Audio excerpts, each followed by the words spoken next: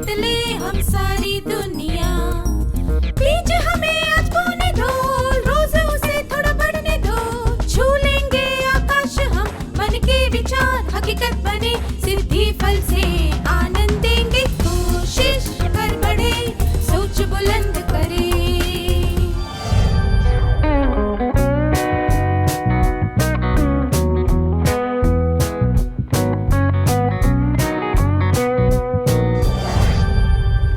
नमस्ते छात्रों, आप सबको देखकर खुशी हो रही है। आइए आज की शुरुआत एक क्रियाकलाप से करते हैं। पिछली बार हमने देखा था कि संपूर्णता का अर्थ क्या होता है। हमें पता है कि संपूर्णता से बहुत मदद मिलती है। क्या हम देखें कि संपूर्णता के सकारात्मक परिणाम क्या होते हैं? आइए हम संपूर्णता के फायदों के बारे में चर्चा करते हैं। क्या आप समूह में चर्चा करके इस बारे में बता सकते हैं?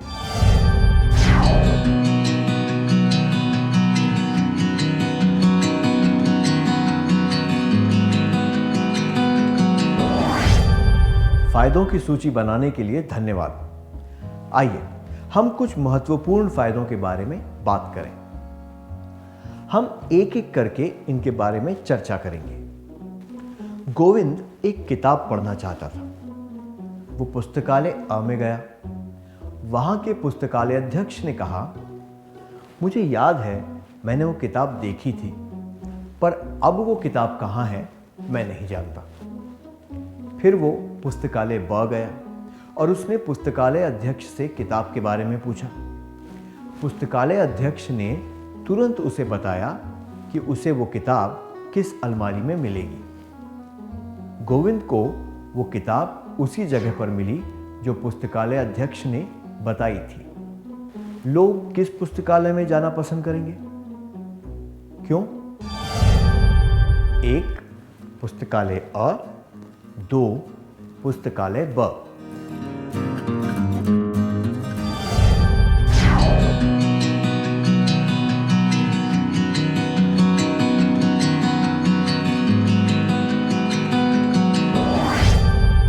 लोग पुस्तकालय ब को ही पसंद करेंगे। उस पुस्तकालय में किताबों को अच्छी तरह जमा कर रखा गया है। संपूर्णता का अर्थ है व्यवस्थित होना। अगर हम व्यवस्थित होंगे तो जब हमें किसी चीज़ की ज़रूरत होगी वो हमें सही जगह पर मिल जाएगी, या फिर हमें पता होगा कि वो चीज़ कहाँ ढूंढनी है। इससे हमारा काफ़ी समय बचेगा।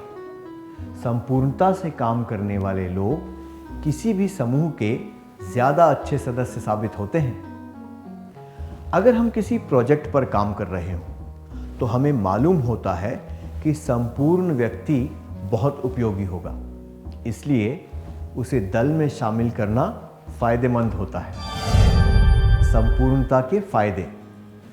उपयोगिता। प्रिया पूरी सतर्कता और ध्यान से बहुत ही कलात्मक रंगोली बनाती है। कविता भी होनहार है, पर कभी कभी उसकी रंगोली के रंग फैल जाते हैं और वो चित्र में अच्छी तरह रंग नहीं भरती। अगर आपको प्रतियोगिता में किसी एक व्यक्ति को भेजना हो तो आप किसे चुनेंगे और क्यों? 1 प्रिया को, 2 कविता को।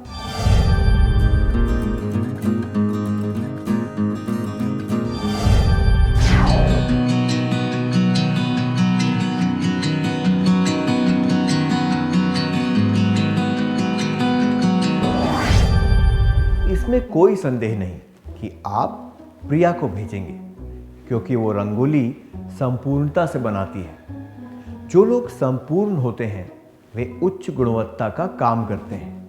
उनकी संपूर्णता की वजह से वे हमेशा अच्छा काम करते हैं और इस वजह से हर कोई उन्हें पसंद करता है। संपूर्णता के फायदे। उपयोगिता। सबकी पसंद बन जाना। रवि लापरवाह है और अक्सर बातें भूल जाता है। विकास सारे काम बिना किसी भूल के करता है। उनकी माँ एक ज़रूरी दस्तावेज उनके मामा के घर भिजवाना चाहती हैं। उसे वो दस्तावेज किसके साथ भेजना चाहिए और क्यों? 1. रवि के साथ, 2. विकास के साथ।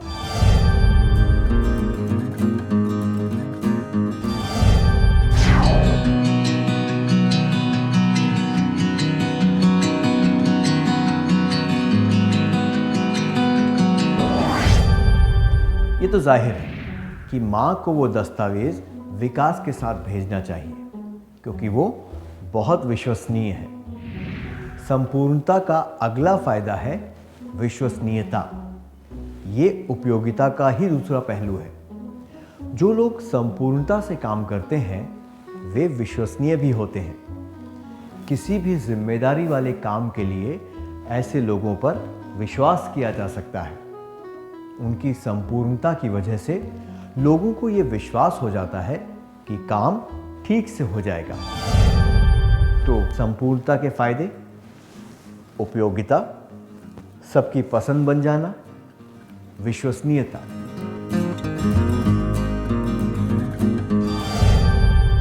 माधवी और माला परीक्षा देने के बाद कक्षा से बाहर आ रहे थे।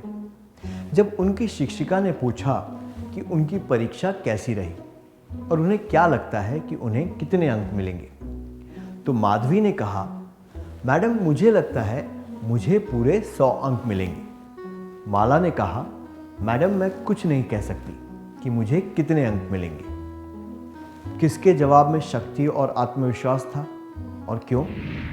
1. माधवी के जवाब में, 2. माला के जवाब में।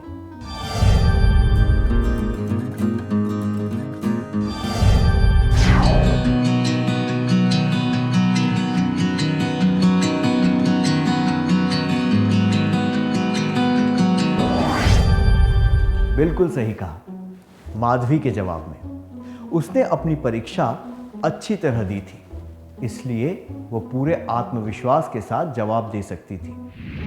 संपूर्णता से शक्ति मिलती है और आत्मविश्वास भी बढ़ता है। संपूर्णता के फायदे: उपयोगिता, सबकी पसंद बन जाना, विश्वसनीयता और शक्ति।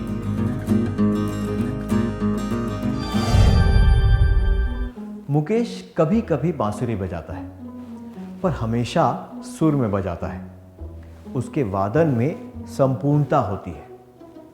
सुरेश पूरे दिन बांसुरी बजाता रहता है पर उसके सुर सही नहीं लगते। अगर आपको दोनों में से किसी एक को इनाम देने को कहा जाए तो आप किसे चुनेंगे? 1. मुकेश को, 2. सुरेश को।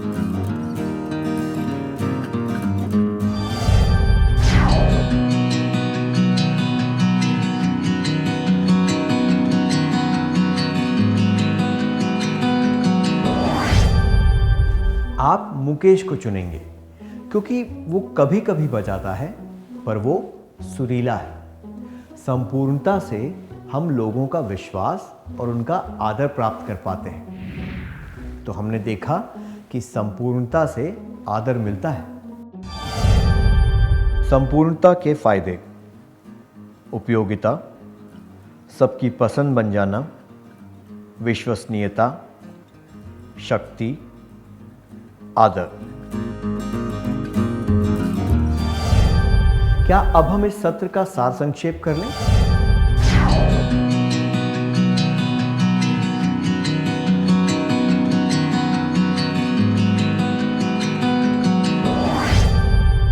संपूर्णता के फायदे: उपयोगिता, सबकी पसंद बन जाना, विश्वसनीयता,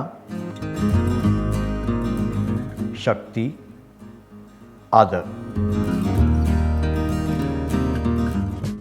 अच्छी तरह सार संक्षेप करने के लिए धन्यवाद।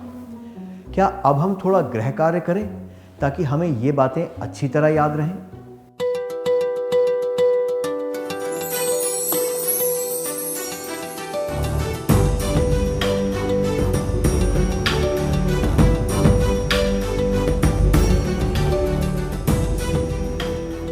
प्रश्न 1, आपके साइकिल में कुछ खराबी हो गई है। आपको कल अपने चचेरे भाई को बस स्टॉप पर लेने जाना है। आप क्या करेंगे? उत्तर: 1. मैं तुरंत साइकिल ठीक करवाऊंगा या ठीक करवाऊंगी। 2. अपने चचेरे भाई को लेने के लिए जाते समय मैं रास्ते में साइकिल ठीक करवा लूँगा या करवा लूँगी। 3. मैं अपने चचेरे भाई से कहूँगा या कहूँगी कि वो पैदल चलकर घर पहुँच जाए। प्रश्न 2. स्कूल के वार्षिकोत्सव में आपको विशेष अतिथियों का स्वागत करने को कहा गया है। आप क्या करेंगे? उत्तर: 1. मैं पहले से विशेष अतिथियों का नाम जान लूँगी और आगमन के समय स्कूल के द्वार पर फूलों से उनका स्वागत करने के लिए खड़ा रहूँगा या खड़ी रहूँगी। 2. मैं फूल लेकर स्कूल के द्वार पर खड़ा रहूँगा या खड़ी रहूँगी और अनजान लोगों का स्वागत करूँगा या स्वागत करूँगी। 3. मैं स्कूल के द्वार पर खड़े होकर जो भी लोग आएंगे उनका मुस्कुराकर स्वागत करूंगा या स्वागत करूंगी।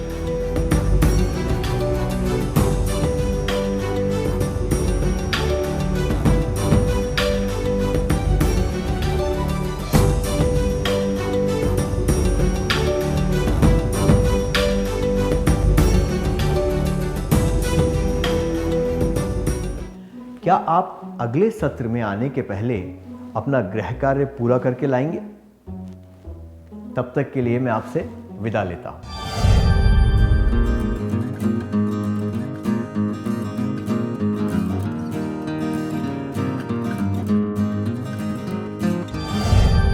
छात्रों, आप सबका स्वागत है।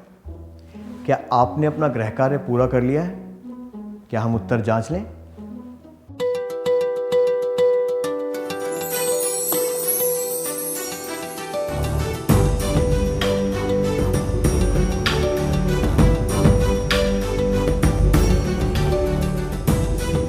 प्रश्न 1 के लिए आपके साइकिल में कुछ खराबी हो गई है।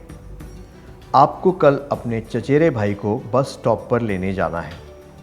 आप क्या करेंगे? ये जवाब कि मैं अपने चचेरे भाई को लेने के लिए जाते समय रास्ते में साइकिल ठीक करवा लूँगा या करवा लूँगी, और ये जवाब कि मैं अपने चचेरे भाई से कहूँगा या कहूँगी कि वो पैदल चलकर घर पहुंच जाए अनुचित है, क्योंकि इनमें आलस्य का भाव जो कि संपूर्णता प्राप्त करने से रुकावट पैदा करता है, जबकि यह जवाब कि मैं तुरंत साइकिल ठीक करवाऊंगा या करवाऊंगी उचित है, क्योंकि इसमें दर्शाया गया है कि काम शुरू करने से पहले उसकी तैयारी कर लेनी चाहिए, जो कि संपूर्णता का एक पहलू है। आपका जवाब क्या है?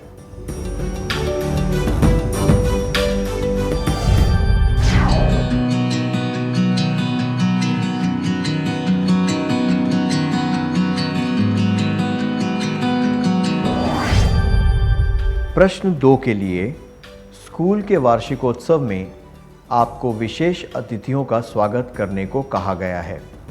आप क्या करेंगे? यह जवाब कि मैं स्कूल के द्वार पर खड़े होकर जो भी लोग आएंगे उनका मुस्कुराकर स्वागत करूंगा या करूंगी अनुचित है, क्योंकि इसमें काम को समझने और संपूर्णता दर्शाने की कोशिश नहीं की गई है और न ही काम शुरू करने से पहले कोई तैयारी की गई है। यह जवाब कि मैं फूल लेकर स्कूल के द्वार पर खड़ा रहूँगा या खड़ी रहूँगी और अनजान लोगों का स्वागत करूँगा या स्वागत करूँगी भी अनुचित है।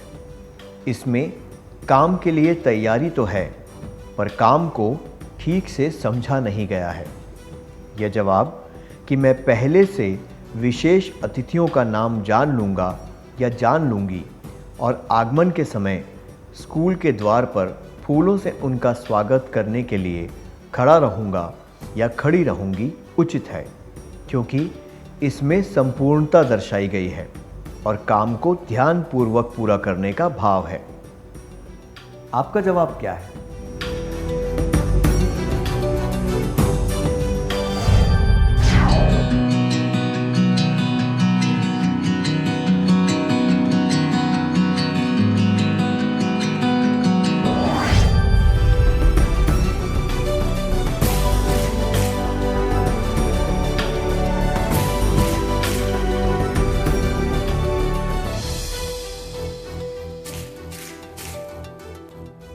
अगर आपने सारे उचित उत्तर चुने थे तो आपको बधाई हो। क्या अब हम अगले सत्र की ओर बढ़ें?